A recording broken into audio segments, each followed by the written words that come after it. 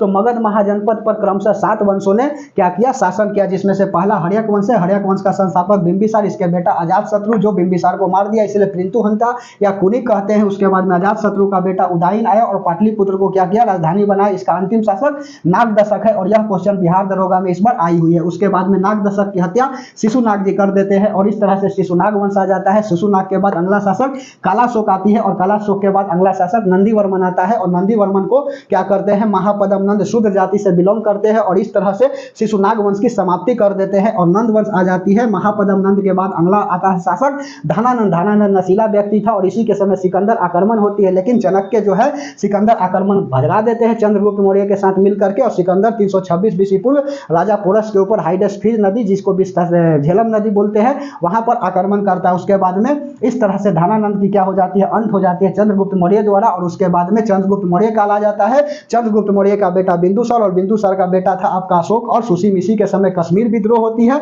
और अशोक का बेटा महेंद्र एवं कुणाल तथा बेटी संघमित्रा थी। महेंद्र संघमित्रा श्रीलंका में बौद्ध धर्म के प्रचार के लिए जाते हैं, लेकिन कुणाल जो है यहीं रह जाता है और कुणाल की हत्या जो है पुष्यमित्र शुंग कर देते हैं और इस तरह से शुंग वंश की क्या हो जाती है, शुंग वंश की काल आ जाती है और यह बौद्ध विरोधी था। उसके बाद में इसका बेटा अग्निमित्र आते हैं। अग्निमित्र क्या करते हैं, अग्निमित्र जो है ना जाकर के इसके समय यमन आक्रमण होती है, हेलियोडोटा मेंडर और डेमेट्रियस को मार देता है और उसके बाद में आते समय मालविका से प्रेम हो जाती है और उसके बाद में इसके बाद देवभूति आते हैं। देवभूति क्या करता है, तो देवभूति जो है अंतिम शासक है और देवभूति की हत्या वासुदेव जी कर देते हैं और इस तरह से क्या हो जाता है, शुंग वंश की समाप्ति हो जाती है और कन्नब वंश आ जाते हैं। ठीक है, कन्नब वंश आ जाते हैं वासुदेव जी और वासुदेव जी के बाद सुशर्मा आता है। सुशर्मा की हत्या जो है सिमुक कर देते हैं और सिमुक के बाद हाल योग्य शासक आता है, गौतमीपुत्र सातकर्णी आती है और उसके बाद में जो है यज्ञ से सातकर्णी आता है और इसी के समय क्या हुआ था, सामंत व्यवस्था की बात कही गई तथा जो है सीसा की सिक्का चलाई गई। बात समझ में आई। मगध महाजनपद ने क्रमशः 7 वंशों ने क्या किया, शासन किया, जो इस प्रकार थी। ठीक है,